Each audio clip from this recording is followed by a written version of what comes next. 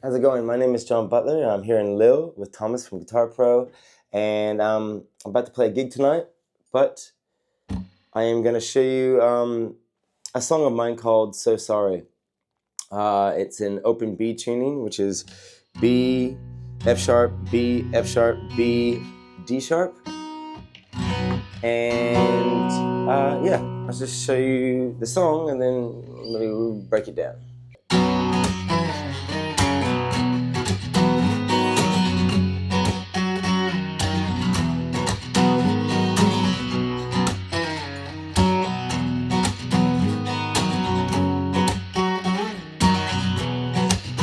Actually, the song actually starts live a little bit different, so I'll play it how I play it live, because there's a few different techniques going on that kind of make it, I guess, interesting for guitar passionate people as opposed to guitar nerds.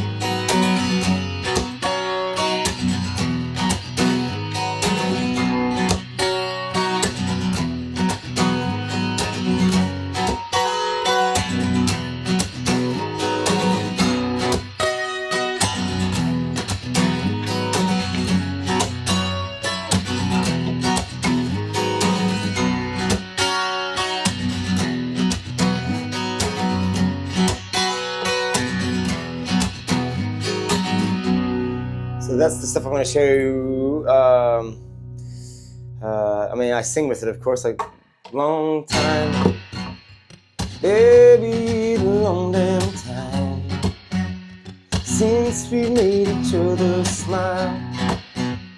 When we get so serious, when did this become our style? 'Cause I don't know where you're at.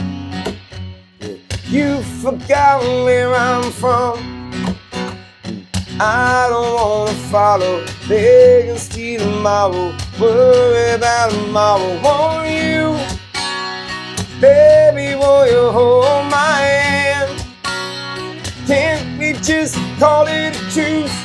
Yeah, and I don't even understand what is happening to me and you. But doing all we can.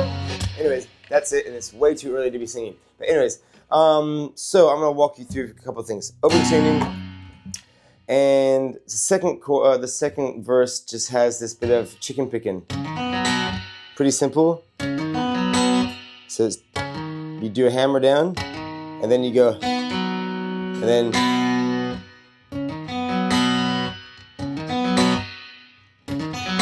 So it goes, long time, baby, long time since we made each other laugh. I'm struggling to remember. Like that. And then the chorus, the other cool thing about the chorus is it has this really simple kind of double stop, kind of hammer-on thing. Basically this. So B string, 2nd fret, E string, 3rd fret, like that, and then you just hammer on the B string, and you can do the same pattern down here.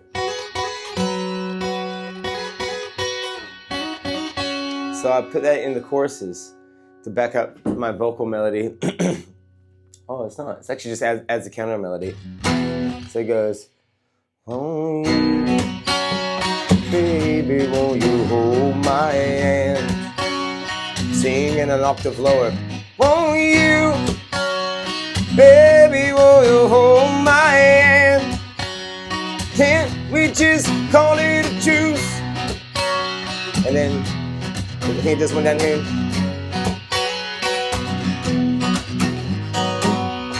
So those are like the two main techniques, and then the rest is just all in this right hand, which is just trying to make as much rhythm as possible in the pocket. Just getting that feel right, which every day I have to remind myself that is super important. A lot of times in fingerstyle work, this is the show-off hand, but actually the real hero is the right hand. This is just, and there's all this nuance going on in here, all this real fine stuff that gets kind of honed in, and then this guy is like, oh, look at me, but really it's this guy. So I'm just trying to keep that right hand. So all these ghost notes, all those are really important when you start locking with the drums, you know, with the kick in the snare, the hi-hat. And then when you want to put that chicken pick in there,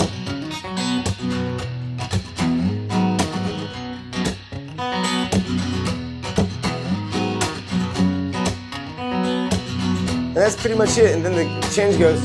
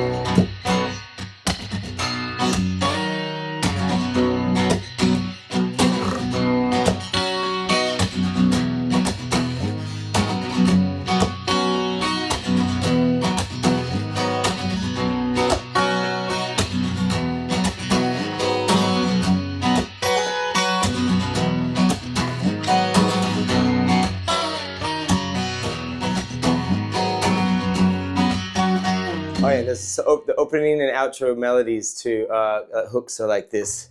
So you get that same chord progression.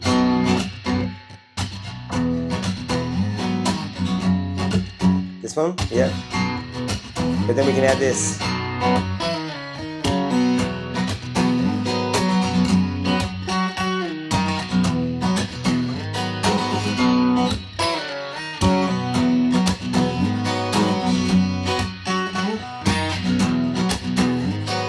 And so that's just, there's octaves everywhere in this tuning. So literally just side by side.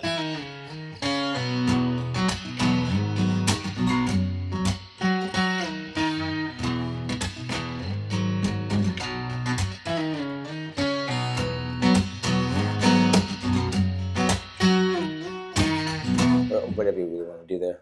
But yeah, that's it. I don't know what else to say. I mean, that's all the DNA of the song. But yeah, a lot in this right hand, and then lots of octave work, the double stop.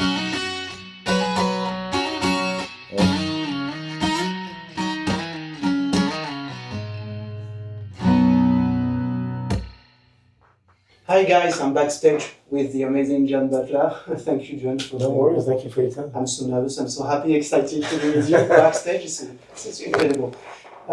Every time I try to plug my, it's my 12, mine is 12 actually, my 12-string guitar, and I try to put a distortion on it, or fuzz, and it sounds really crappy. How do you do it?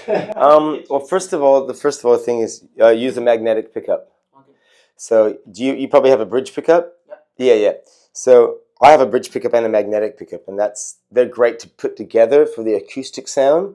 But as far as what you want to send to amplifier or distortion pedal, you only want to send the magnetic. That's basically electric guitar technology.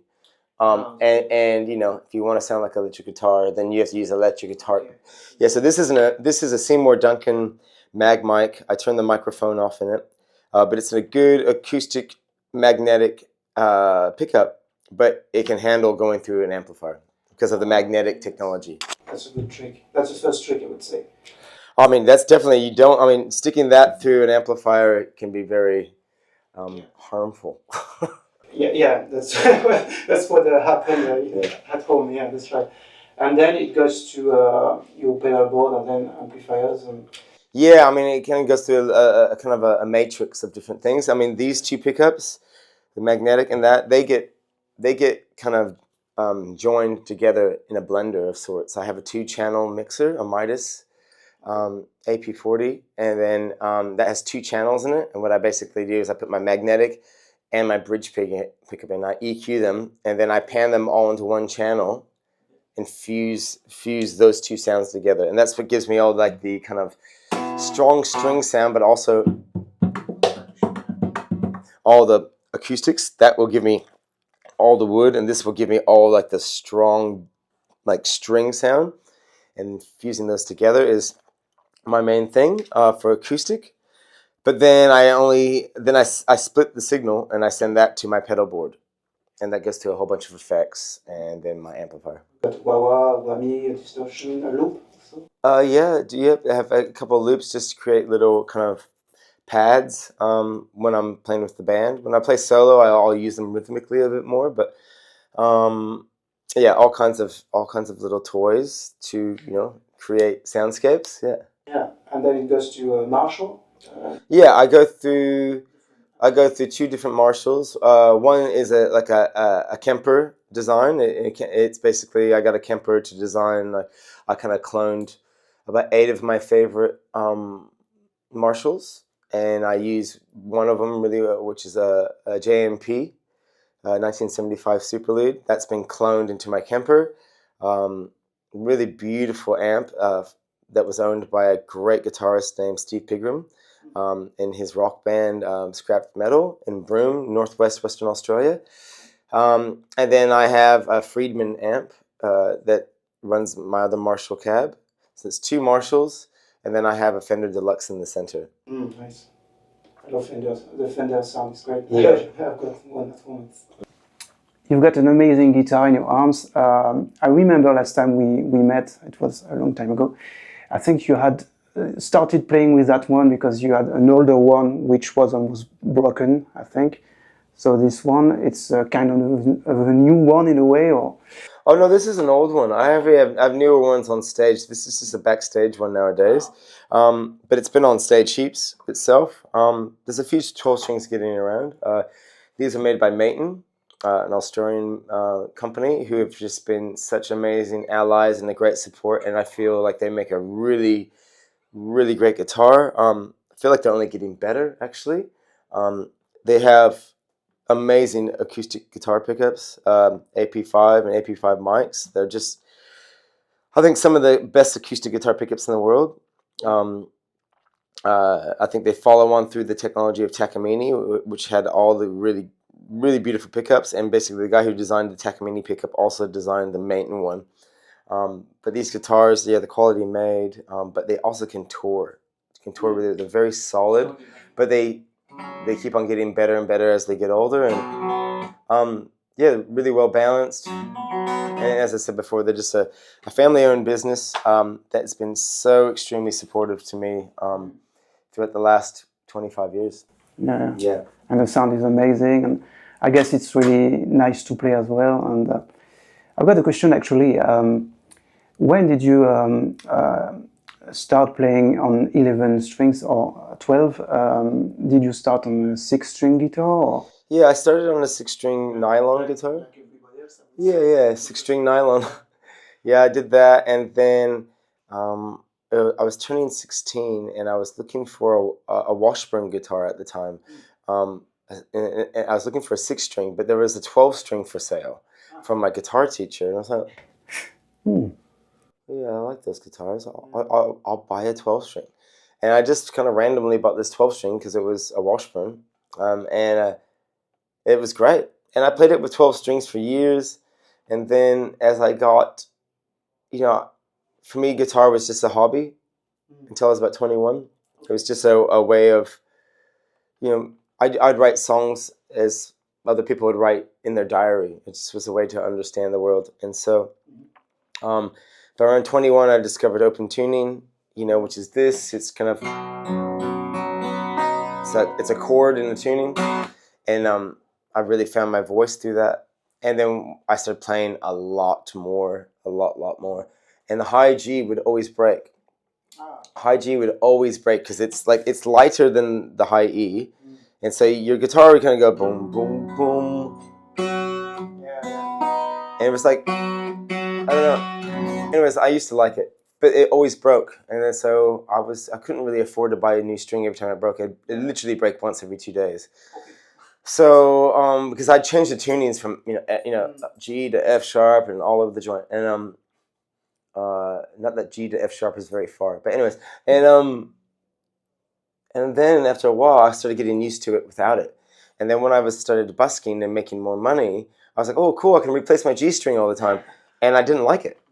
I was like, oh, I don't like that sound anymore, because essentially you want your high string to be the highest and your low string to be the lowest. And then all of a sudden in the middle here, you're meant to have like this beautiful warmth. And all of a sudden I was getting this. And what I wanted was, and also because I pick upwards a lot, I do a lot of my double strings don't get really, you can't hear them. So yeah, it kind of just made sense not to have it. So you get, that one is just always solid.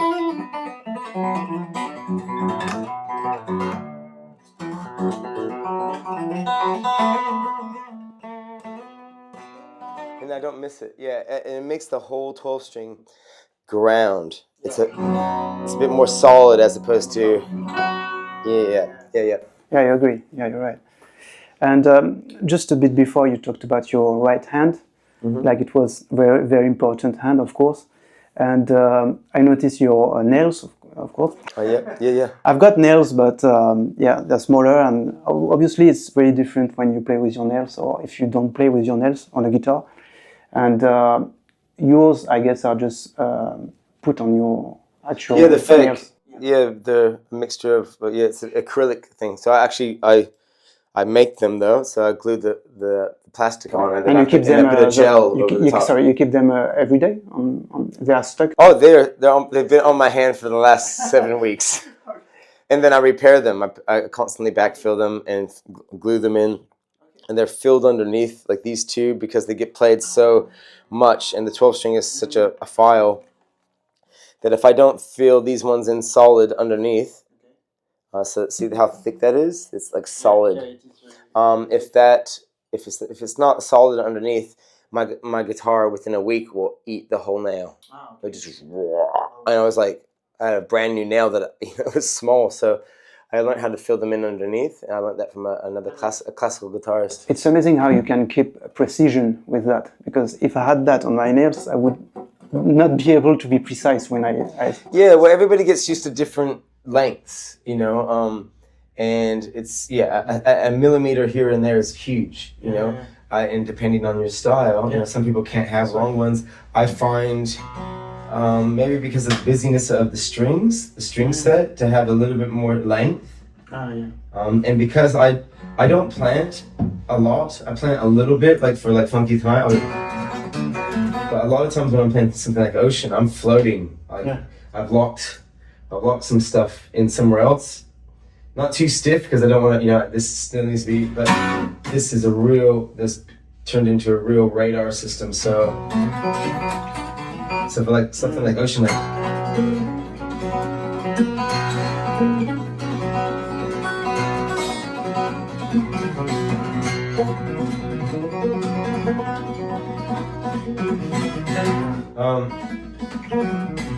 so I found just precise, but long and it just works for my style. Is basically what I'm trying to say.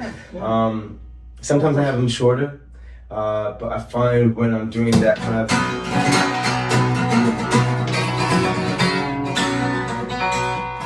all those kind of different hand techniques all in one, all at different times. I find the length just helps a little bit. Yeah, of course. That's pretty amazing, and I haven't seen many guitarists doing that. I guess just stick fake nails on their nails. So that's that's great. I mean, the finger picks are great for certain techniques, but I find, you know, I use the finger pick for like my slide playing a lot of times, but I find when I want to do a downstroke, you do a downstroke with the finger pick, and that's what happens. So that gets really annoying. That's not practical on stage. It's not convenient. But I use it on certain techniques. You know, certain songs have certain techniques, and I'll use them heaps. Like Hindustani slide guitaring is very precise and very technical, and so I'll use these two, and that's very completely different style.